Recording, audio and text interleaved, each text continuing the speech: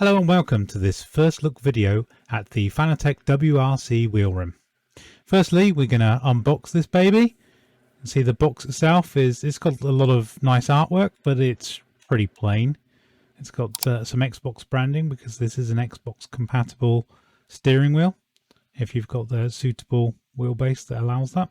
So the box is a little tricky to get in. It's got tabs on three sides, the front and the two sides. But once you get in, it's not too bad. There's nothing pretty at the top on the lid, unfortunately. But once we open up the flaps, we're presented with some Fanatec stickers. This is kind of standard fare with Fanatec equipment. And you've got a little pamphlet for how to dismount the shifters and how to mount the steering wheel to your wheelbase. So let's put that to one side and have a look in the box. So inside the box we've got the steering wheel and we've got this tray of button caps. You can't see them in here and it's a bit tricky to get out, so I'll grab that out in a second. Let's just pull out the wheel if we can. It's a little tricky, sorry about that. There she blows. In the usual Fanatec bag, and let me just extract the button caps. So let's put the wheel to one side and have a quick look at these caps.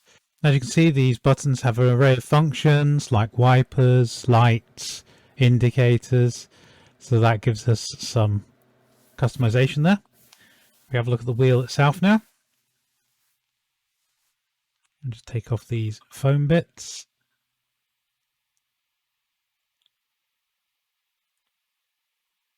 Remove the usual strapping, and here blows a wheel.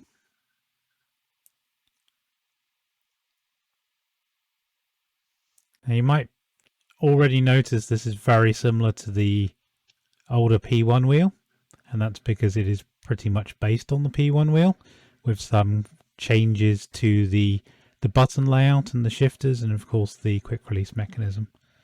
The shifters, they're quite responsive. They're a little I guess soggy feeling. They're not as direct as you expect from, say, the premium Fanatec line, but this is a budget wheel. This is kind of one of their cheapest wheels, so you do expect some compromises. The quick release mechanism itself is a twist affair, so you don't need to screw anything in.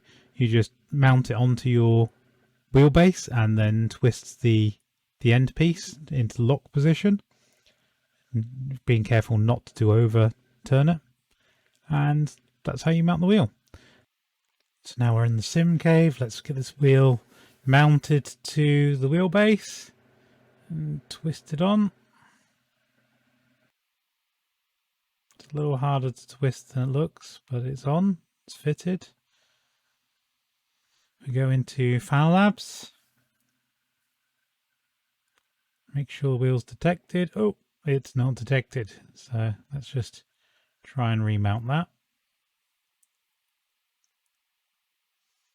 I think it was okay. It looks like it's the right way up. Let's try and get that remounted. I think I just didn't push it. There we go. That's in. Didn't push it far enough in. You can see Fanlabs actually recognize it straight away there. Let's just scroll across so you can see it on screen. There we go. You can see it's in place. Let's make sure that we have our settings set for Dirt Rally 2, so we're getting the most out of our wheelbase. And let's fire up Dirt Rally 2. Now, you have to bear in mind that I haven't played a rally game properly in a good while, and I wasn't particularly good at them before then, so yeah. This is more just about observing how the wheel feels than the game itself at this point. I had to sort some rudimentary key binds, making sure that my pedals and my wheel were set up properly because I hadn't played this game on a wheel. and I bound the handbrake button on the wheel. It's not particularly useful. I'd rather have an actual handbrake, but it beats not having a handbrake at all. So I don't really notice the LED display so much with the shift lights. The feel of the wheel is pretty good. It's quite lightweight and it's easy to grip, which allows you to pull it around quite a bit. And you do have to heft this around a hell of a lot when you're in a rally game. It's not like a Formula game where you do very little in the way of steering movement.